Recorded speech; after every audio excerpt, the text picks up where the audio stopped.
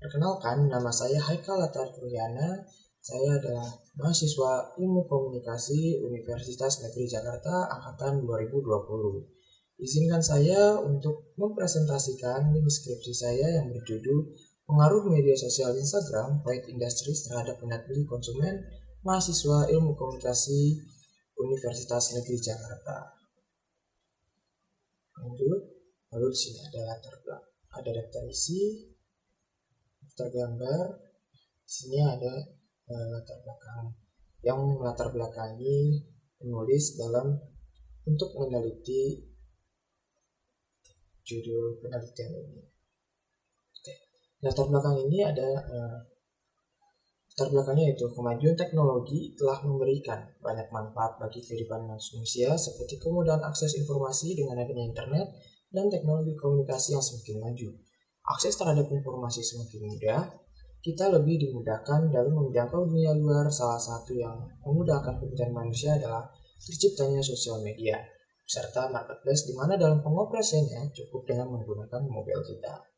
Lalu peningkatan efisiensi dan produktivitas kemajuan teknologi juga membantu meningkatkan efisiensi dan produktivitas di berbagai sektor, seperti industri, bisnis, kesehatan, dan pendidikan.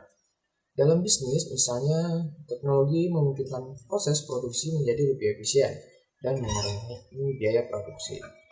Dengan majunya teknologi membuat media pun ikut berkembang menjadi media digital hingga merambah ke sosial, yaitu media sosial pun hingga saat ini tidak hanya menjadi sebuah jejaring sosial yang digunakan hanya untuk berinteraksi dan berbagi informasi, melainkan juga dapat digunakan sebagai media iklan. Lalu media sosial atau sering juga disebut jaringan sosial adalah platform atau situs web yang memungkinkan pengguna untuk berinteraksi, berbagi informasi, dan terhubung dengan orang lain secara online.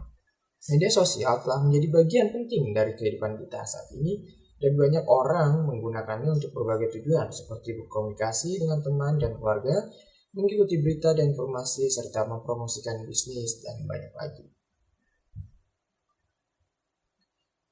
Pencarian informasi dan kemudahan penggunaan media sosial merupakan bagian terpenting untuk pengambilan keputusan dalam berbelanja di media sosial. Tetapi, pengambilan keputusan tersebut dapat membutuhkan perhatian khusus karena ada banyak faktor yang harus dipertimbangkan sebelum memutuskan untuk membeli sesuatu dari platform tersebut. Oleh karena itu, minat beli seseorang dapat berpengaruh terhadap tingkah jual sebuah produk. Nah, media Instagram merupakan sebuah aplikasi media sosial yang sangat mudah masyarakat gunakan dan dapatkan. Instagram ini adalah aplikasi mobile berbasis iOS, Android, dan Windows Phone di mana pengguna dapat membidik, mengedit, dan memposting foto atau video ke halaman utama Instagram dan jejaring sosial lainnya. Aplikasi ini juga dapat kita gunakan sebagai media marketing komunikasi. Dalam pengembangan UMKM, untuk memperkenalkan sebuah produk, pemanfaatan teknologi ini sangat penting untuk membentuk sebuah ekosistem UMKM yang berkelanjutan serta menjalin kerjasama antar stakeholder terkait untuk bisa memproduksi atau memperkuat produk UMKM itu sendiri. Di sini ada data, yaitu data pengguna Instagram dari tahun 2020 hingga tahun 2022.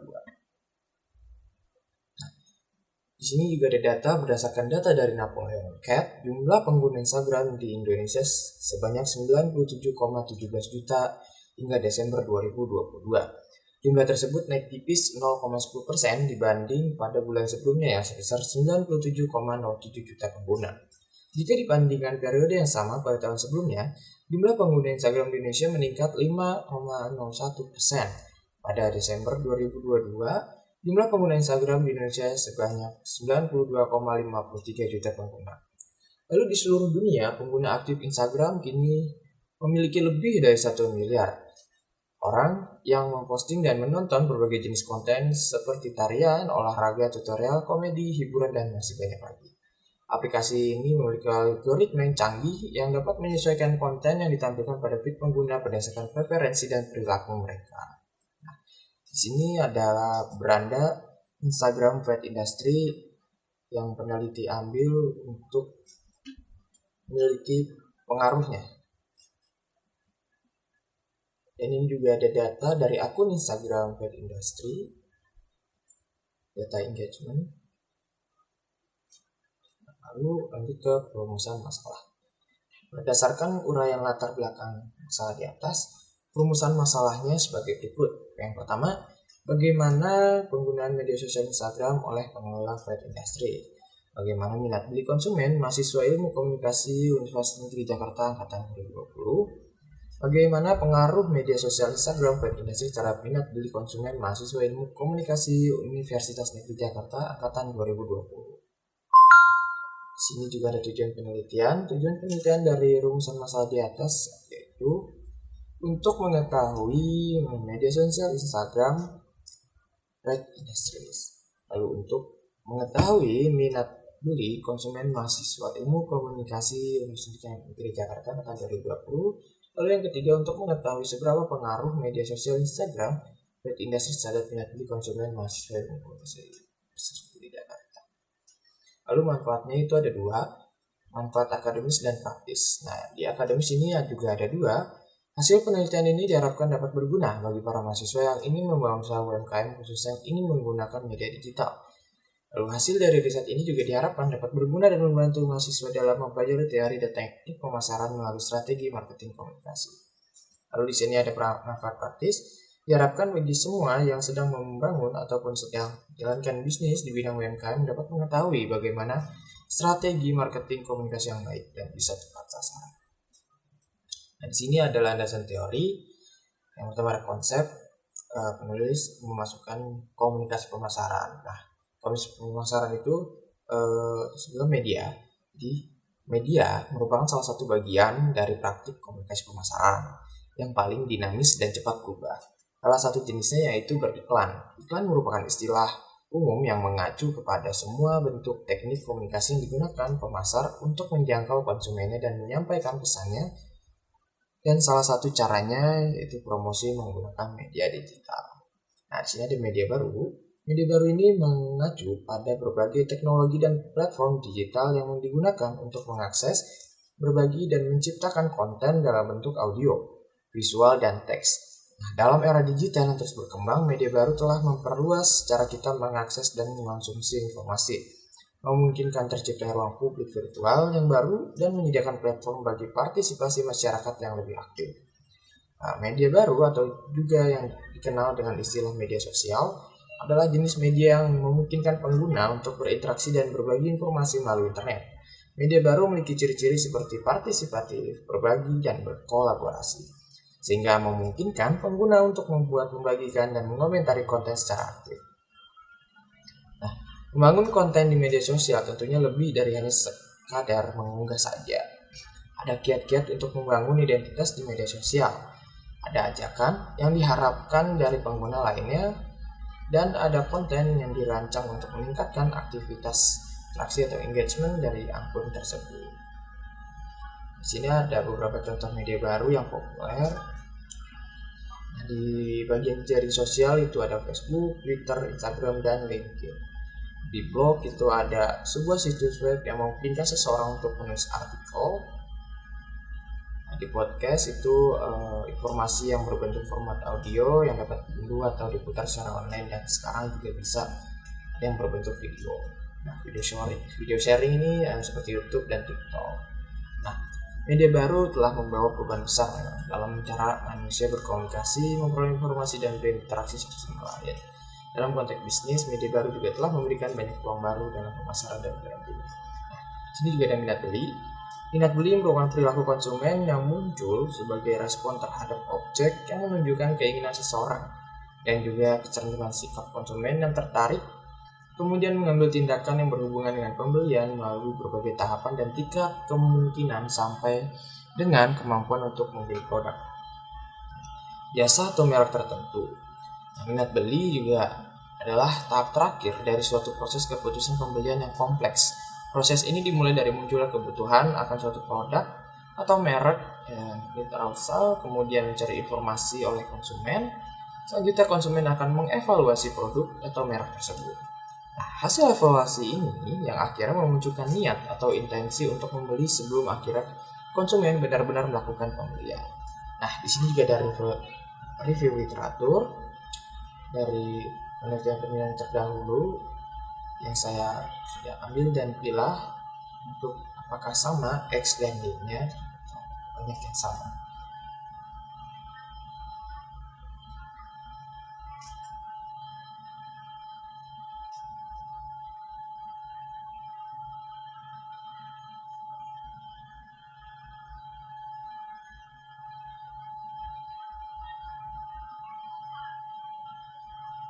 Nah, sini ada variabel X. Nah, variabel X-nya itu media sosial, dan ada juga variabel Y yaitu minat beli. Nah, model penelitian ini yaitu media sosial mempengaruhi minat beli. Hipotesis teorinya itu terdapat pengaruh media sosial Instagram dan Industries terhadap minat beli konsumen mahasiswa Ilmu Komunikasi Universitas Negeri Jakarta angkatan 2020. Nah, lanjut ke bab 3, ada metode penelitian. Penulis dalam paradigma itu mengambil paradigma Wenzel and Bendy. Paradigma pada penelitian ini, peneliti memilih paradigma positivisme. Paradigma ini mendasarkan penelitian pada prinsip-prinsip ilmu pengetahuan alam dan mengasumsikan bahwa realitas bisa diukur secara objektif. Dalam optimismenya akan masa depan, dia menciptakan istilah positivisme untuk menggambarkan pendekatan ilmiah ini. Diyakini bahwa kebenaran ilmiah dapat diverifikasi secara positif melalui pengamatan empiris dan analisis logis dari apa yang diamati. Pendekatan ini menggunakan metode kuantitatif untuk menguji hipotesis atau teori yang telah dirumuskan. Nah, pendekatan penelitian, metode pendekatan yang digunakan dalam penelitian ini adalah menggunakan metode kuantitatif. Penelitian kuantitatif adalah suatu pendekatan untuk menguji teori-teori objektif dengan meneliti hubungan antar variabel. Variabel ini pada gilirannya dapat diukur, biasanya pada instrumen, sehingga data bernomor dapat dianalisis menggunakan prosedur statistik. Lalu metode penelitian, metode yang digunakan penelitian ini yaitu metode survei. Metode ini digunakan untuk mengumpulkan data dari jumlah responden yang diwawancarai menggunakan kuesioner. Metode ini sering digunakan untuk penelitian yang ingin memperoleh data secara luas dan representatif. Lalu untuk populasi sampel, teknik merekam sampel, populasi dalam penelitian ini adalah seluruh konsumen mahasiswa ilmu komunikasi UNJ angkatan 2020 yang memiliki akses ke media sosial Instagram dan mengikuti akun Vet Industry. Nah, sampel yang akan diambil dalam penelitian ini akan dipilih secara acak dengan teknik sampel acak sederhana. Jumlah sampel yang diambil akan disesuaikan dengan jumlah responden yang memenuhi kriteria inklusi dalam penelitian ini. Kriteria inklusi dalam penelitian ini adalah konsumen mahasiswa ilmu komunikasi UNJ angkatan 2020 yang telah mengetahui akun Indrasis dan pernah melihat atau membaca konten terkait produk Sis di Instagram. Lalu ukuran sampel, peneliti menggunakan rumus Slovin dalam mengukur sampel. Rumus ini digunakan karena peneliti tidak mengetahui perilaku khusus dari populasi. Rumus Slovin didefinisikan sebagai berikut. Rumus Slovin digunakan untuk menentukan sampel yang dibutuhkan dalam penelitian dengan mempertimbangkan jumlah populasi dan tingkat error yang diizinkan. Rumus Slovin dapat dihitung sebagai berikut. Nah, dalam kasus ini jumlah populasi mahasiswa ilmu komunikasi Universitas Negeri Jakarta yang menjadi target penelitian adalah 82 orang. Dan tingkat error yang diizinkan adalah 5% atau 0,05 dalam desimal. Oleh karena itu, rumus Slovin dapat dihitung sebagai berikut. Nah, jadi untuk penelitian ini dibutuhkan sekitar 57 sampel mahasiswa ilmu komunikasi Universitas Negeri Jakarta. Lalu untuk hipotesis riset, hipotesis riset dalam penelitian ini yaitu hipotesis 0. Tidak ada pengaruh yang signifikan antara penggunaan media sosial Instagram terhadap minat beli konsumen. Dan dalam hipotesis riset ini ada hipotesis alternatif, yaitu H1, terdapat pengaruh yang signifikan antara penggunaan media sosial Instagram. Dalam hipotesis riset ini, variabel independen adalah pengguna media sosial Instagram Vet Industries. Sementara variabel dependen adalah minat beli konsumen mahasiswa ilmu komunikasi Negeri Jakarta angkatan 2020. Hipotesis 0 menyatakan bahwa tidak ada pengaruh yang signifikan antara pengguna media sosial Instagram terhadap minat beli konsumen, sementara hipotesis alternatif menyatakan sebaliknya. Lalu hipotesis statistik dalam penelitian ini yaitu 0, H0, koefisien korelasi antara pengguna media sosial Instagram, dan minat beli konsumen mahasiswa ilmu komunikasi Universitas Negeri Jakarta angkatan 2020 adalah 0. atau tidak ada hubungan linear antara kedua variabel tersebut. Lalu hipotesis alternatif H1, koefisien korelasi antara penggunaan media sosial Instagram, analisis dan minat pilih konsumen mahasiswa yang komunikasi inflasi negeri Jakarta tahun 2020 lebih besar dari 0, terdapat hubungan linear positif antara kedua variabel tersebut. Nah, metode pengumpulan data di sini pada penelitian ini peneliti melakukan pengumpulan data dengan menggunakan kuesioner dan closed-ended question. Adalah suatu cara yang baik untuk mengumpulkan data dalam penelitian. Dengan menggunakan pernyataan atau pertanyaan tertutup, responden dapat memilih jawaban yang telah disediakan oleh peneliti sehingga membuat data lebih mudah diolah dan diinterpretasikan. Selain itu, closed-ended question juga membantu mengurangi bias dan memastikan bahwa semua responden memiliki pemahaman yang sama tentang pertanyaan yang diberikan. Lalu metode pengukuran data sehingga ada validitas dan reliabilitas, metode analisis data univariat dan juga bivariat, dan di sini juga ada keterbatasan dan kelemahan penelitian. Ini yang terakhir ada operasional konsep sebagai berikut.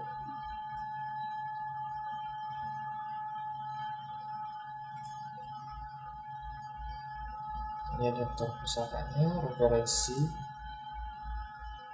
Oke, sekian dari presentasi saya. Wassalamualaikum warahmatullahi wabarakatuh.